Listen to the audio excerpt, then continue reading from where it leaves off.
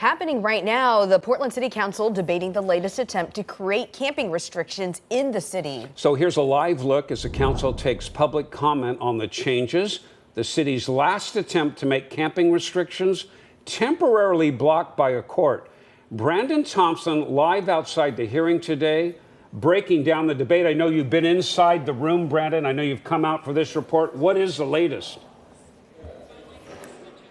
Well, we are just starting the public comment portion of the City Council meeting today. Of the testimony we've heard from citizens so far, most of the people do not support what is being proposed. But here's the background on this. After that court ruling that temporarily blocked the measure, the city attorney Robert Taylor met with the group who brought the lawsuit, who claimed the ordinance was too restrictive. Taylor also met with the attorney who represents people who are disabled, who say encampments make it too hard to move around the city.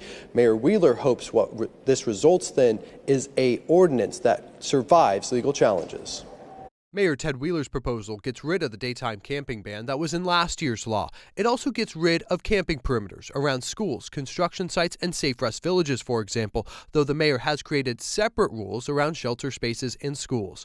The old law said the restrictions do not apply to someone who is involuntarily homeless. The new law replaces that to say camping is prohibited when there is reasonable access to shelter. That's forward progress, moving toward that a more open conversation about how criminalization of homelessness does not solve homelessness. Fines of up to $100 and 7 days in jail if people are camping in public right-of-ways, blocking private property, or have fires or trash outside of their tents apply in this proposal. Commissioner Renee Gonzalez proposes getting rid of the diversion program that is in the mayor's proposal, and that only the mayor or the mayor's designee can set policy around camping restrictions. This seems to me to be a power play to basically draw the curtain back and hide the decision making. The mayor's office believes that reasonable access to shelter means if one person can access a bed, not if there are enough shelter beds in the community. That's concerning to Kaya Sand of Street Roots. We had that sense of urgency that they have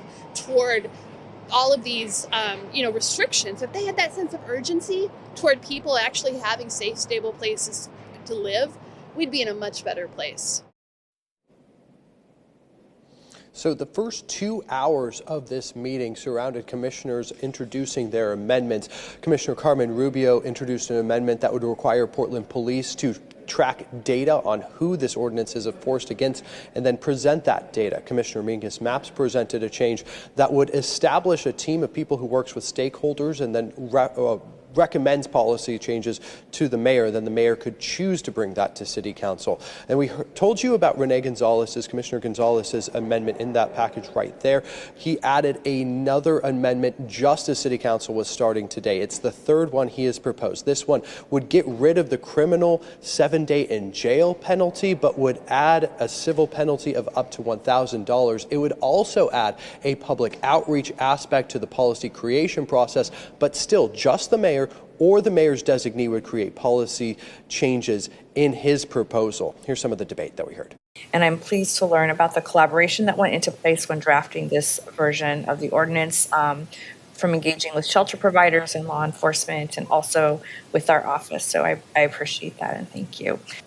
I'm proposing an amended approach to allow Portland's executive branch the tools they need to confront encampments, to comply with relevant federal rulings and state laws, and allow flexibility in a changing legal environment.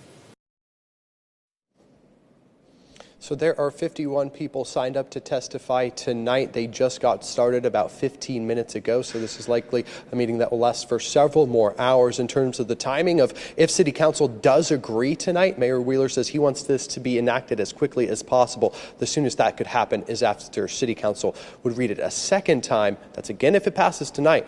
So the soonest it would be in 3 weeks. Live Portland City Hall, Brandon Thompson, KOIN 6 News. Okay, we'll continue to monitor the meeting tonight and have the latest for you on our later newscasts. Brandon, thank you.